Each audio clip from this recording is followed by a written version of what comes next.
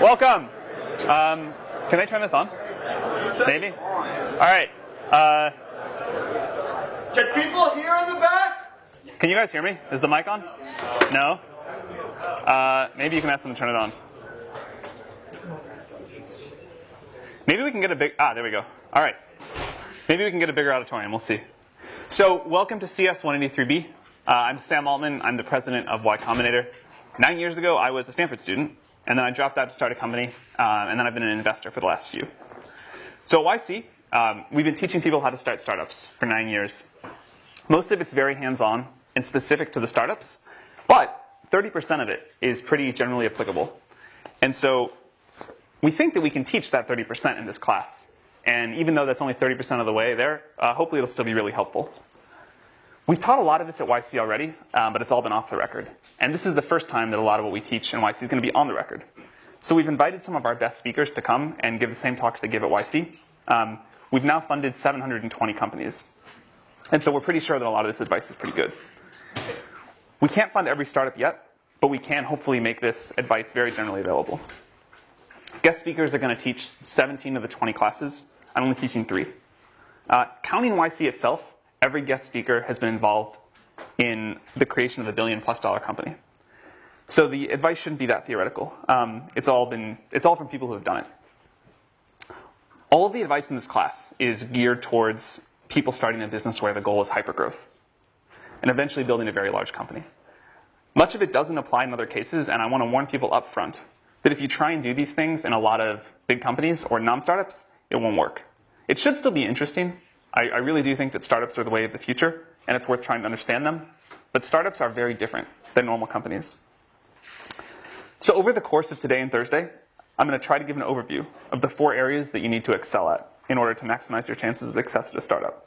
And then throughout the course, the guest speakers are going to drill into all of these in more detail. So the 4 areas. You need a great idea, a great product, a great team, and great execution.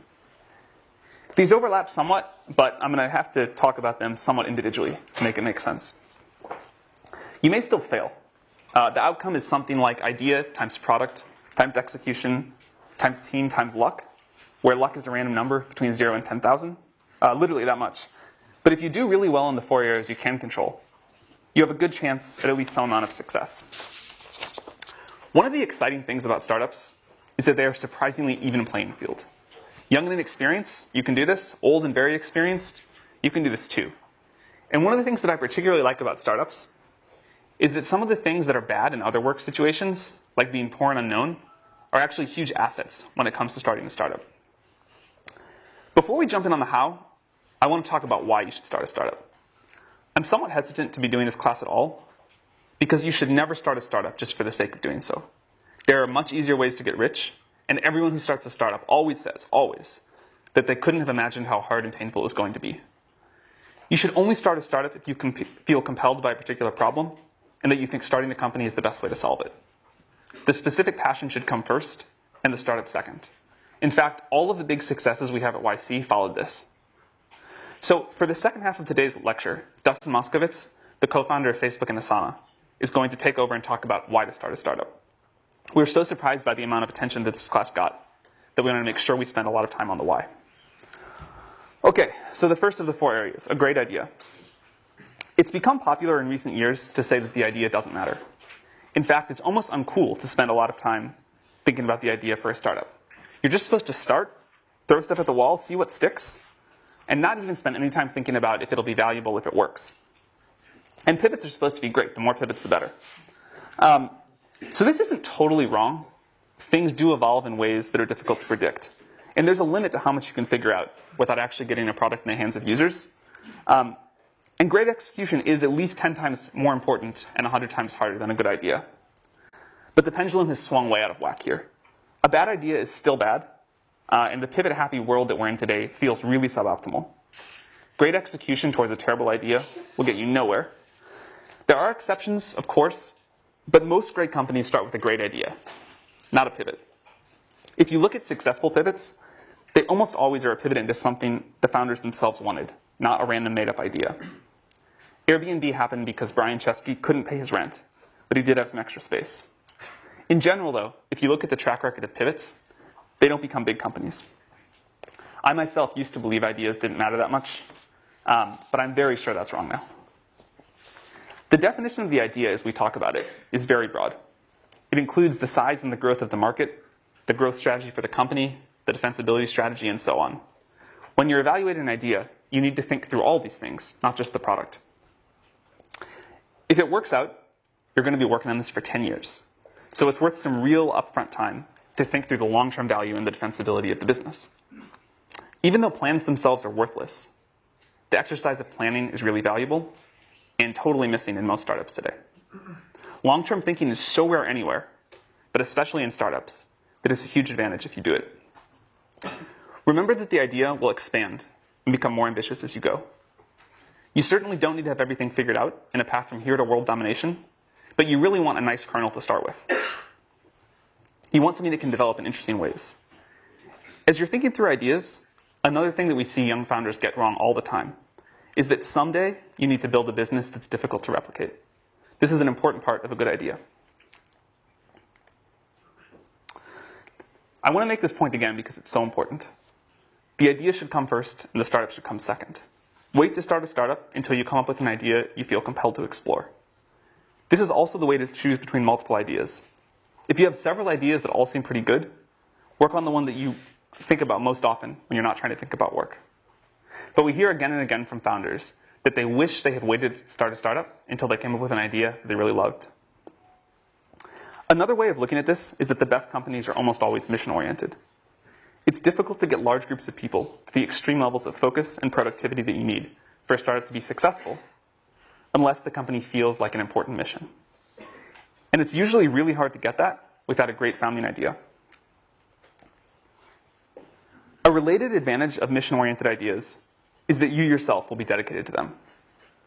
It takes years and years, usually a decade, to create a great startup. If you don't love and believe in what you're building, you're likely to give up at some point along the way. There's no way I know of to get through the pain of a startup without belief that the mission really matters.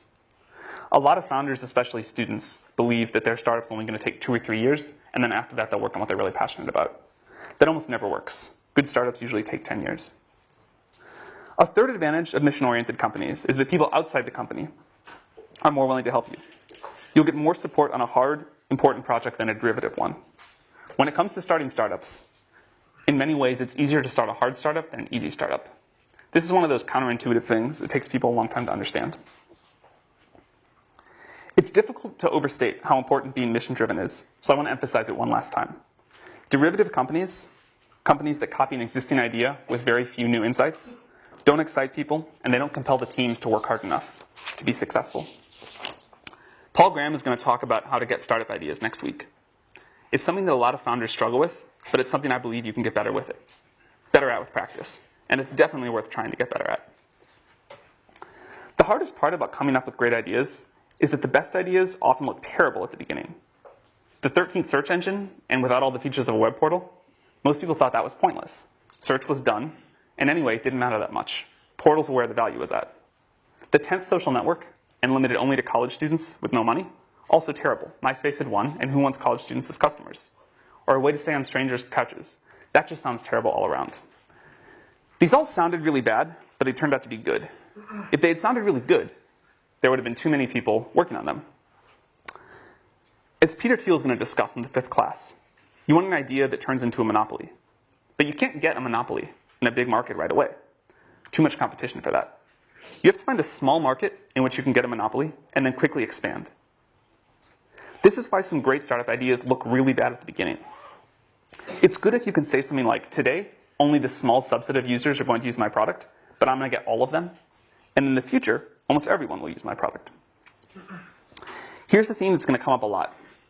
You need conviction in your own beliefs and a willingness to ignore others' naysaying. The hard part is that this is a very fine line. There's right on one side of it and crazy on the other. But keep in mind that if you do come up with a great idea, most people are going to think it's bad. You should be happy about that. It means they won't compete with you. This is also a reason why it's not usually dangerous to tell people about your idea. The truly good ideas don't sound like they're worth stealing. You want an idea about which you can say, I know it sounds like a bad idea, but here's specifically why it's actually a great one. You want to sound crazy, but you want to actually be right. and you want an idea that not many other people are working on. And it's okay if it doesn't sound big at first. Common mistake among founders, especially first-time founders, is they think that the first version of their product, the first version of their idea, needs to sound really big. But it doesn't. It needs to take over a small specific market and expand from there. That's how most great companies have started. Unpopular but right is what you're going for. You want something that sounds like a bad idea, but is a good idea. You also really want to take the time to think about how the market's going to evolve. You need a market that's going to be big in 10 years. Most investors are obsessed with the market size today, and they don't think at all about how the market's going to evolve. In fact, I think this is one of the biggest systemic mistakes that investors make. They think about the growth of the startup itself. They don't think about the growth of the market. I care much more about the growth rate of the market than its current size. And I also care if there's any reason that it's going to top out. You should think about this. I'd prefer to invest in a company that's going after a small but rapidly growing market than a big but slow growing one. One of the big advantages of these sorts of markets, these small but rapidly growing markets, is that customers are usually pretty desperate for a solution. And they'll put up with an imperfect but rapidly improving product. And a big advantage of being a student, one of the two biggest advantages, is that you probably have better intuition about which markets are likely to start growing rapidly than older people do. Another thing that students usually don't understand, or at least takes a while, you cannot create a market that doesn't want to exist. You can basically change everything in a startup but the market. So you should actually do some thinking to be sure, or at least as sure as you can be, that the market you're going after is going to grow and be there. There are a lot of different ways to talk about the right kind of market. For example, surfing someone else's wave, or stepping into an up elevator, or being part of a movement. But all of this is just a way of saying you want a market that's going to grow really quickly. It may seem small today, it may be small today, but you know, and other people don't, that it's going to grow really fast. So think about where this is happening in the world. You need this sort of a tailwind to make a startup successful. The exciting thing is there are probably more of these tailwinds now than ever before. As Mark Andreessen says, software's eating the world. It's just everywhere. There are like so many great ideas out there. And you just have to pick one and find one that you really care about. Another version of this that gets down to the same idea is Sequoia's famous question. Why now? Why is this the perfect time for this particular idea and to start this particular company? Why couldn't it have been done 2 years ago? And why will 2 years in the future be too late? For the most successful startups we've been involved with, they've all had a great idea, great answer to this question. And if you don't, you should be at least somewhat suspicious about it. In general, it's best if you're building something that you yourself need. You'll understand it much better than if you have to understand it by talking to a customer to build the very first version.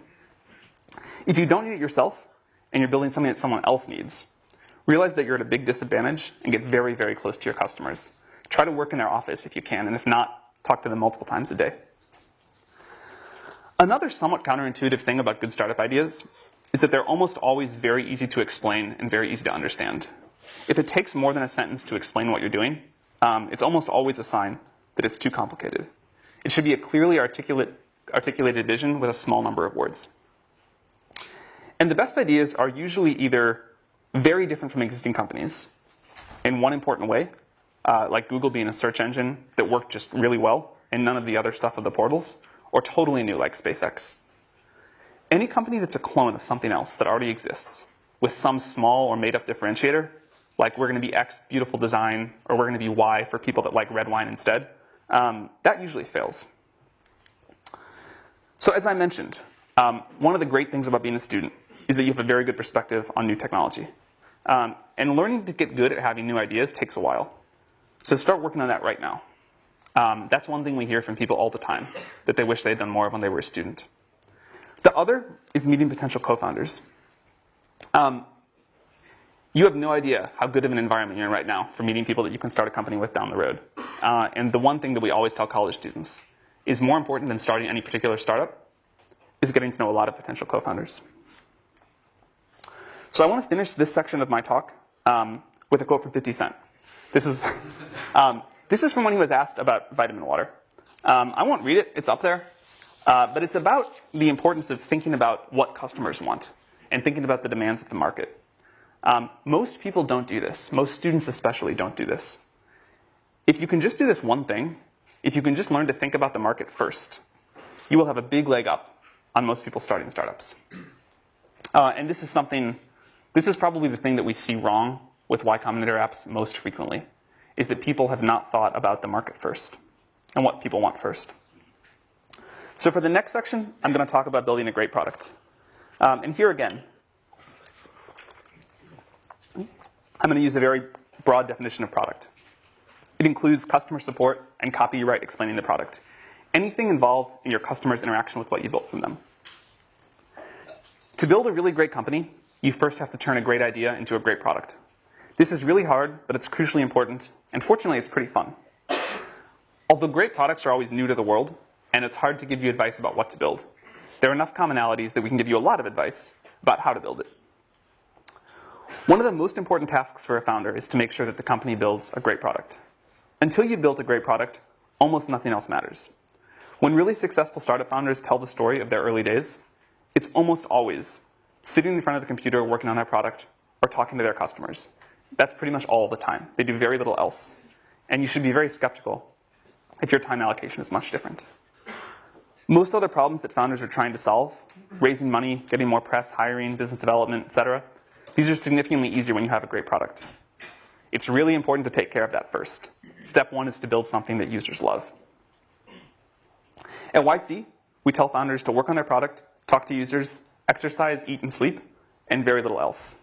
All the other stuff I just mentioned, PR, conferences, recruiting advisors, doing partnerships, you should ignore all of that and just build the product and then get it as good as possible by talking to your users. Your job is to build something that users love. Very few companies that go on to be super successful get there without first doing this. A lot of good on paper startups fail because they merely make something that people like. Making something that people want, but only a medium amount, is a great way to fail and not understand why you're failing. So these are the two jobs. Something that we say at YC a lot is that it's better to build something that a small number of users love than a large number of users like. Of course, it'd be best to build something that a small number of users love, but opportunities to do that for V1 are rare, and they're usually not available to startups. So in practice, you end up choosing either the gray or the orange. You make something that a lot of users like a little bit, or something that a small number of users love a lot. And this is a very important piece of advice. Build something that a small number of users love. It's much easier to expand from something that a small number of people love to something that a lot of people love than from something that a lot of people like to a lot of people love. If you get this right, you can get a lot of other things wrong. If you don't get this right, you can get everything else right, and you'll probably still fail. So when you start in a startup, this is the only thing you need to care about until it's working. Should we explain that again? Sure. So you have a choice in a startup. The best thing of all worlds would be to build a product that a lot of people really love. In practice, you can't usually do that because a big company, if there's an opportunity like that, Google or Facebook will do it. So there's a limit to the area under the curve of what you can build. And you can either build something that a lot of users like a little bit, or you can build something that a small number of users love a lot. And the total amount of love is the same. It's just a question of how it's distributed. And there's this law of conservation of how much happiness you can put into the world with the first product of a startup. And so startups always struggle with which of those two they should go. And they seem equal, right? Because the area under the curve is the same. But we've seen this time and again that they're not. And that it's so much easier to expand. Once you've got something that some people love, you can expand that to something that a lot of other people love. But if you only get ambivalence or sort of weak enthusiasm, and then try to expand that, you'll never get up to a lot of people loving it. So the advice is find a small group of users and make them really love what you're doing. Does that make sense? All right. One way that you know when this is working is that you'll get growth by word of mouth. If you make something people love, people will tell their friends about it. This works for consumer products and enterprise products as well. When people really love something, they tell their friends about it, and you'll see organic growth. If you find yourself talking about how it's okay that you're not growing because there's a big partnership that's going to come save you or something like that, it's almost always a sign of real trouble. Sales and marketing are really important, and we're going to have 2 classes on them later. But if you don't have some early organic growth, then your product probably isn't good enough yet.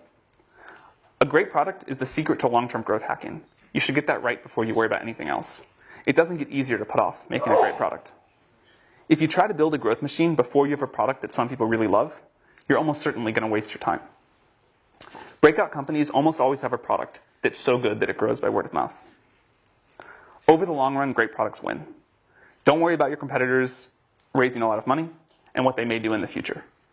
They probably aren't very good anyway. Very few startups die from competition.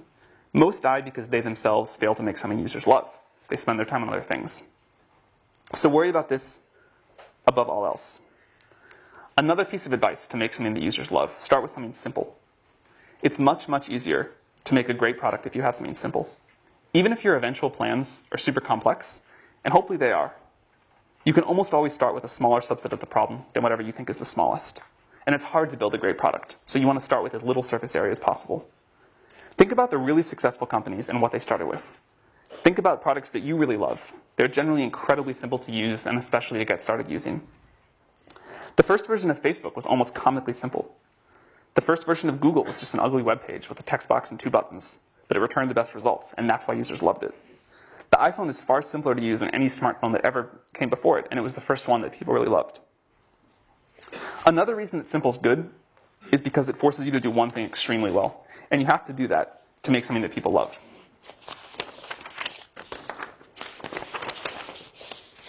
The word fanatical comes up again and again when you listen to successful founders talk about how they think about their product.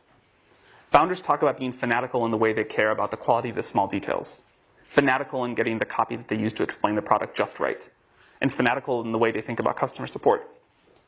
In fact, one thing that correlates with success among the YC companies is the founders that hook up PagerDuty to their ticketing system, so that even if a user emails in the middle of the night when the founders are asleep, they still get a response within an hour.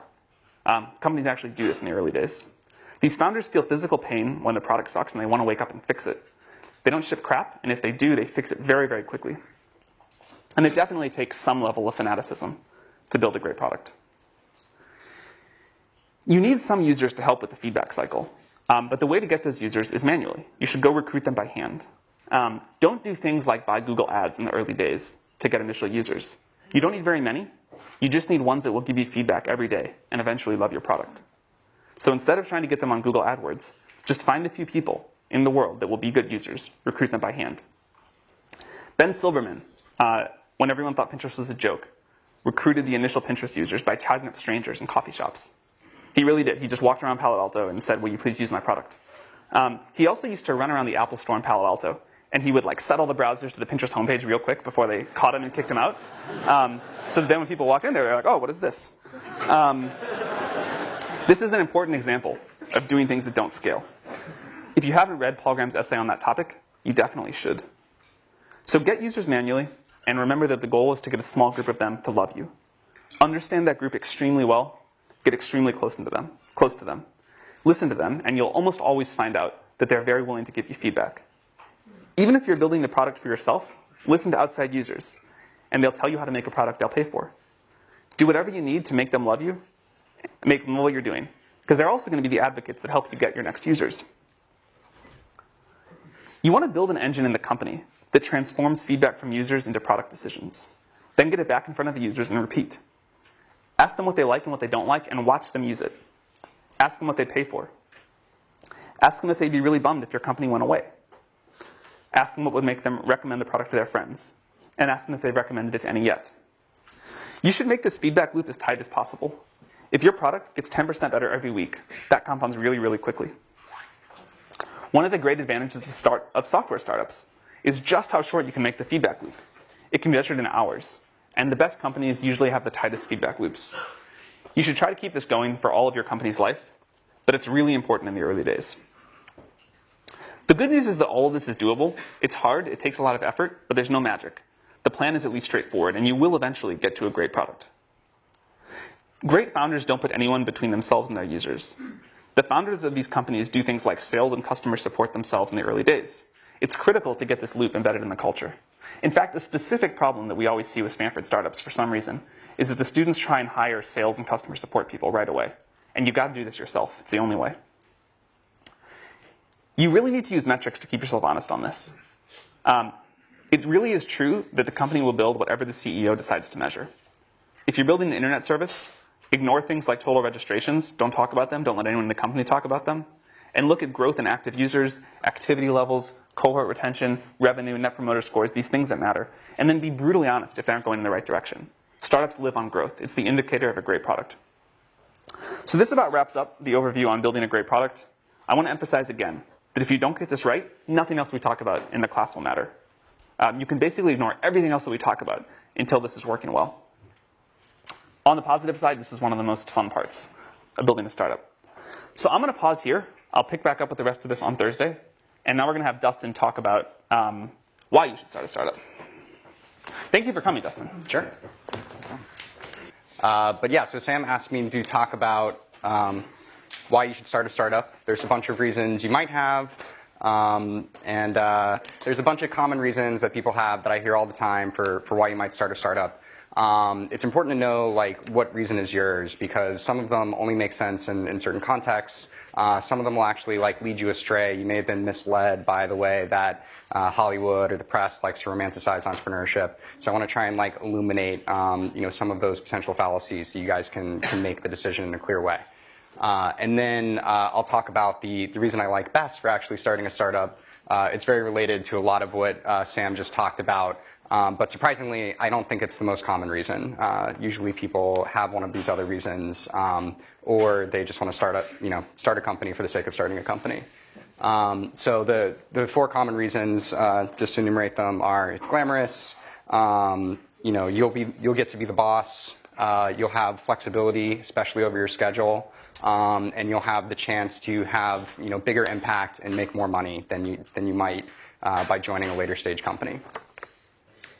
So, okay, you guys are probably pretty familiar with this concept. When I wrote the Medium post, which a lot of you guys read a year ago, I felt like the story in the press was a little more unbalanced. Entrepreneurship just got romanticized quite a bit. The movie The Social Network came out, had a lot of sort of like bad aspects of what it's like to be an entrepreneur, but mainly sort of painted this picture of like there's a lot of partying, and you kind of move from like one brilliant insight to another brilliant insight, and really made it seem like this like really cool thing to do.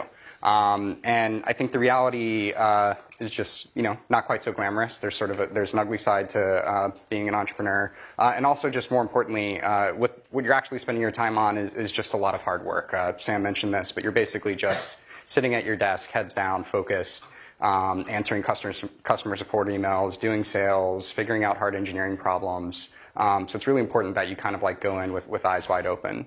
And then also it's really quite stressful. This has been a popular topic in the press lately. The Economist actually ran a story just last week called like Entrepreneurs Anonymous, and shows like a founder kind of like hiding under his desk and talking about like founder depression. This is like a very real thing. Like, let's be real. If you start a company, it's going to be extremely hard. Why is it so stressful? So a couple reasons. One is you've got a lot of responsibility. So people in any kind of career have fear of failure. It's kind of just like a dominant part of the psychology. But when you're an entrepreneur, you have fear of failure on behalf of yourself and all of the people who decided to follow you. So that's really stressful. In some cases, these people are depending on you for their livelihood. Even when that's not true, they have decided to devote the best of your years of their life to following you.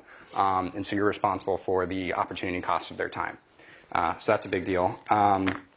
And you're always on call if something comes up. Maybe not always at 3 in the morning, but for some startups that's true. But if something important comes up, you're going to deal with it. That's kind of the end of the story. Doesn't matter if you're on vacation. Doesn't matter if it's the weekend. You kind of always got to be on the ball and always be in a place mentally where you're prepared to deal with those things. And then a sort of special example of that or of this kind of stress is fundraising. So scene from The Social Network. This is us partying and working at the same time, and somebody's spraying champagne everywhere. So The Social Network spends a lot of time kind of painting these scenes. Mark's not in the scene. The other thing they spend all their time on is kind of like painting him out to be a huge jerk. This computer? Yeah. Oh. Okay, so this is an actual scene from... See, I'm going to move this just a little. Oh, no. This will work. This will work? Okay. On the PDF as well? Yeah. Okay. Okay, cool. So this is an actual scene from Palo Alto. Spent a lot of time at this desk, just kind of heads down and focus. Mark was still kind of a jerk sometimes, but in this more like fun, lovable way, and not a like sociopathic scorn lover way. So this is him like signaling his intention to, just be focused and keep working, not be social. So then there's also the scene sort of demonstrating the like brilliant insight moment. It's kind of like Straight Out of a Beautiful Mind. They literally stole that scene. So they like to paint it as you just kind of like jump from one of these moments to the other moment with like parting in between. But really, we're just at that table the whole time. So interestingly, if you compare this to the other photo, Mark is in the exact same position, but he's wearing different clothes. This is definitely a different day. So cool. So that's what it's actually like in person. And I just covered this bullet up here. This is the Economist article I was talking about a second ago. So another form of stress is just like unwanted media attention. So part of it being glamorous, you get some positive media attention sometimes. It's nice to be on like the cover of Time and like be the person of the year. It's maybe a little less nice to be on the cover of People with like one of your wedding photos. Depends who you are. Some people would like that. I'd really hate it. But when Valleywag like analyzes your lecture and just tears you apart, like you definitely don't want that. Nobody wants that. And then one thing I almost never hear people talk about is you're just a lot more committed. So if you're an employee of a startup and things are stressful, it's not going well, you're unhappy, you can just leave. For a founder, you can leave, but it's very uncool. Pretty much a black eye on the rest of your career. And so you really are committed. For 10 years if it's going well. Probably more like 5 years if it's not going well. So 3 years to figure out that it's not going well, and then if you find like a nice landing for your company, another 2 years at the acquiring company. And if you leave before that, again, it's not only going to harm yourself financially, it's going to harm all your employees, so you pretty much don't. So if you're lucky and you have a bad startup idea, you fail quickly, but most of the time it's not like that. All right, moving right along. And I should say, I've had a lot of this stress in my own life, especially in the early years of Facebook. I just got really unhealthy. I wasn't exercising, had a lot of anxiety, actually like threw out my back like almost every 6 months, like when I was like 21, 22, which is like pretty crazy. And so if you do start a company, be aware that you're going to have to deal with this and you have to actually manage it. It's actually like one of your core responsibilities.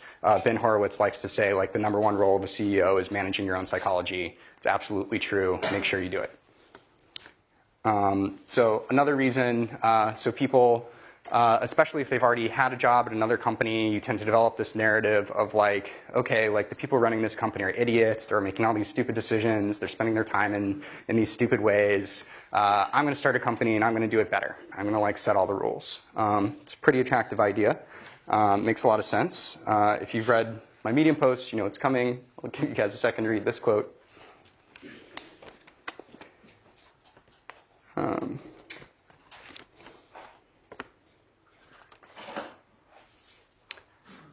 Cool. So this really resonates with me. And one thing I'd point out is, the reality of these decisions is pretty nuanced. The people you thought were idiots probably weren't idiots. They probably just had like a really difficult decision in front of them, and people pulling them in multiple directions. So the most common thing I have to spend my time on and focus my energy on as a CEO is like the problems that like other people are bringing to me, the other priorities that people create. And it's usually in the form of a conflict. People want to go in different directions, or like customers want different things, and like I might have my own opinion about that. But really the game I'm playing is like, who do I disappoint the least? And like just trying to like navigate all these difficult situations. And even on a day-to-day basis, I might come in on Monday and like have all these, grand plans for like how I'm going to improve the company and what I'm going to spend my time on. But then if like an important employee is threatening to quit, that's what I'm spending my time on. That's my #1 priority. So a subset of you're the boss is you have flexibility. You have control over your own schedule. This is a really attractive idea. So here's the reality, another Phil Liven quote. So this really resonates with me as well. And some of the reasons for this, again, you're always on call. So maybe you don't intend to work all parts of the day, but you might not get to control which ones. You're a role model. This is super important. So if you're an employee of a company, you might have some good weeks, you might have some bad weeks, some weeks when you're low energy, maybe you want to take a couple extra days off. That's really bad if you're an entrepreneur. Like your team will really signal off what you're bringing to the table. And so if you take your foot off the gas, so will they. You're always working anyway. So if you're really passionate about an idea, it's just going to like pull you to keep working on it. If you're working with great investors, you're working with great partners, they're going to want to be working really hard. They're going to want you to be working really hard. And again, you're going to want to work really hard. So some companies like to tell the story about you can have your cake and eat it too. You can have like 4-day work weeks maybe. If you're Tim Ferriss, maybe you can have a 12-hour work week. It's a really attractive idea. And it does work in a particular instance, which is if you want to like actually have a small business or go after a niche market, then you're a small business entrepreneur. That makes total sense. But as soon as you get past like 2 or 3 people, you really need to step it up and be full-time committed. Cool. So this is the big one. So this is the one I hear the most, especially like candidates applying to Asana. They tell me, I'd really like to work for a much smaller company or start my own because then I have a much bigger slice of the pie. I'll have much more impact on how that company does, and I'll have more equity, so I'll make more money as well. So let's examine when this might be true. So I'll explain these tables. They're a little complex, but let's focus on the left first. So this is just explaining Dropbox and Facebook. These are their current valuations. And this is how much money you might make as employee number 100 coming into these companies, especially if you're like a relatively experienced engineer, like you have like 5 years of industry experience. You're pretty likely to have an offer that's around 10 basis points. So if you joined Dropbox a couple years ago, the upside you'd have already locked in is about 10 million. There's plenty more growth from there if you believe in the company. If you joined Facebook a couple years into its existence, you made $200 million. This is a huge number. And if you, even if you joined Facebook as employee number 1,000, so you joined it in like 2009, you still made $20 million. That's a giant number. And that's how you should be benchmarking when you're thinking about what might I make as an entrepreneur. So moving over to the table on the right, these are 2 theoretical companies you might start. So Uber for pet sitting, pretty good idea. If you're really well suited to this, you might have a really good shot at building a $100 million company. And then your share of that company is pretty likely to be about 10%. This certainly fluctuates. Some founders have a lot more than this, some have a lot less. But after multiple rounds of dilution, multiple rounds of option pool creation, you're pretty likely to end up about here. If you have more than this, I'd recommend Sam's post on like the equity split between founders and employees. You probably should be giving out more. So basically, if you're extremely confident about building this $100 million business, which is a big ask, it should go without saying that you should have a lot more confidence in Facebook in 2009 or Dropbox in 2014 than you might for a startup that doesn't even exist yet. Then this is worth doing. So if you have a $100 million idea and you're pretty confident you can execute it, I would consider that. If you think you're the right entrepreneur to build Uber for space travel, that's a really huge idea, $2 billion idea. You're actually going to have a pretty good return for that. You should definitely do that. This is also only the value after 4 years, and this idea probably has legs. So definitely go after that. If you're thinking of building that, you probably shouldn't even be in this class right now. You should just go and build that company. So why is this financial reward and impact? I really think that financial reward is very strongly correlated with the impact you have on the world. If you don't believe that, let's talk through some specific examples and not think about the equity at all. So why might joining a late-stage company actually provide you a lot of impact? You get this force multiplier. They have an existing massive user base. If it's Facebook, it's 1 billion users, or if it's Google, it's 1 billion users. They have existing infrastructure you get to build on. That's also increasingly true for new startups, thanks to like AWS and all these like awesome independent service providers. But you usually get some like proprietary technology, and it's all maintained for you. It's a pretty great place to start. And you get to work with a team, and they'll help you just leverage your idea into something great.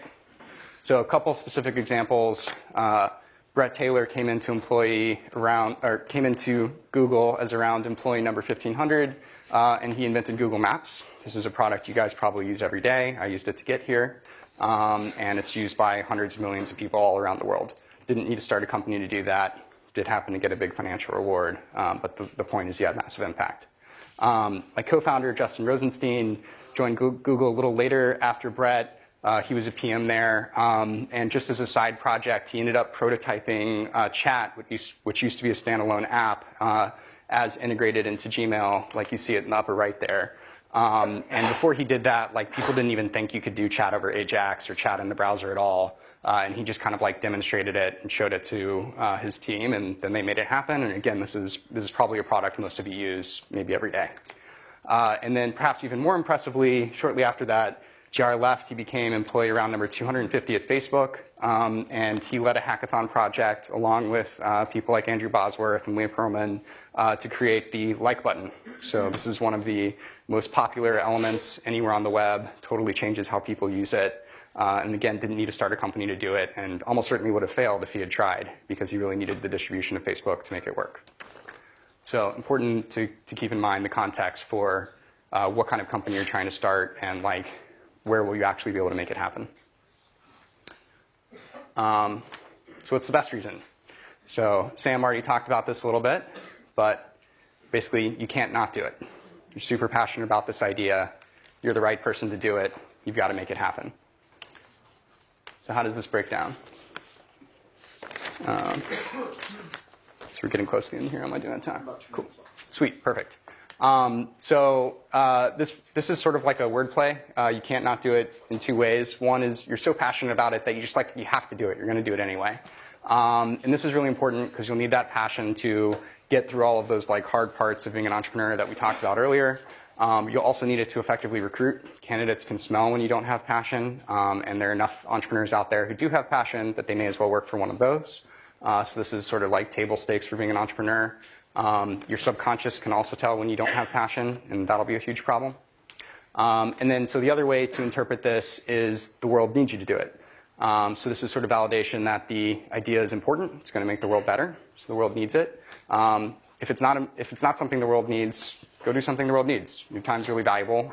There are plenty of good ideas out there. Maybe it's not one of your own. Maybe it's an existing company, but you may as well work on something that's going to be good. And then the second way to interpret this is the world needs you to do it. You're actually well suited to this problem in some way.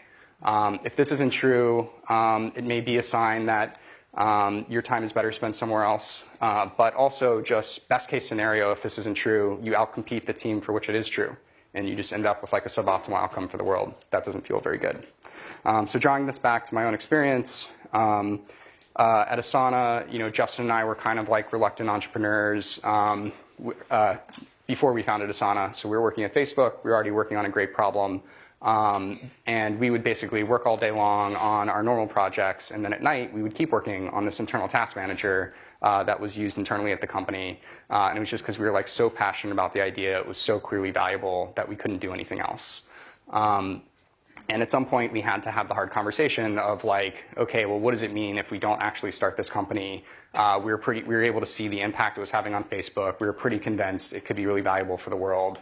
We were also pretty convinced nobody else was going to build it. The problem had been around a long time, and we just kept seeing sort of incremental solutions to it. So if we didn't go out with the one that we thought was best, we thought there'd be a lot of value left on the table. And yeah, so we just couldn't stop working on it. And literally the idea was like beating itself out of our chest, like forcing itself into the world. And I think that's the feeling you should really be looking for when you start a company. That's how you know you have the right idea. So I'll go ahead and stop there. I'll put some recommended books up here, but won't narrate them. And maybe that's the end of the class. Yeah, thank you.